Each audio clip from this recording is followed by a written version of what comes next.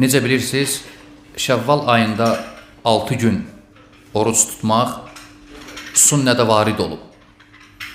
Əsas, dəlil Peyğəmbər sallallahu aleyhi və səlləmin hədisidir.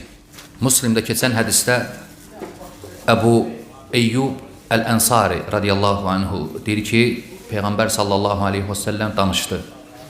Belə dedi: Mən sama Ramadan, thumma ətbə'əhu sitten min Şəvval, kənə kəs-siyamid dəhr.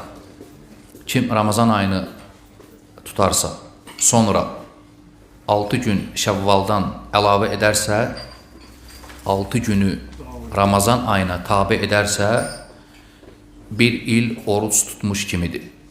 Deməli, bu ayın orucuna hansı hədisdir? Bu hədis. Harada keçir? Müslimdə.